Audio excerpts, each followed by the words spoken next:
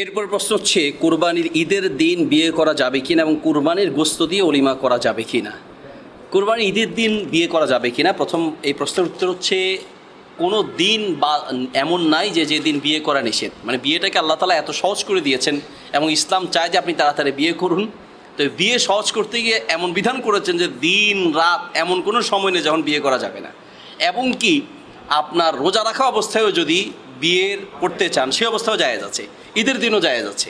সুবহানাল্লাহ। অথচ আমরা সামাজিকভাবে বিয়েটাকে এত কঠিন করে ফেলছি যার কারণে বিয়ের নাম শুনলেই মানুষ ভয় পায়।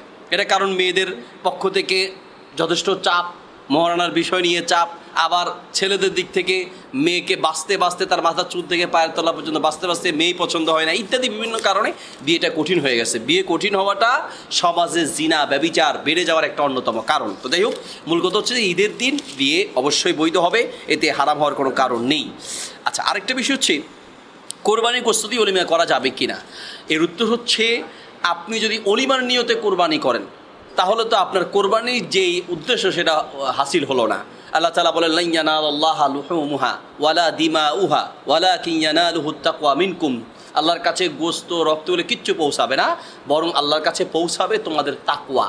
তোমার কি তাকওয়া নিয়ে, মানে কি বিশ্বাস নিয়ে, কি নিয়তে তুমি কোরবানি করেছো সেটা আল্লাহ তাআলার কাছে পৌঁছাবে। কারণ কাজেই আপনার নিয়ত থাকতে হবে যে আল্লাহ তাআলার উদ্দেশ্যে আপনি কোরবানি করছেন।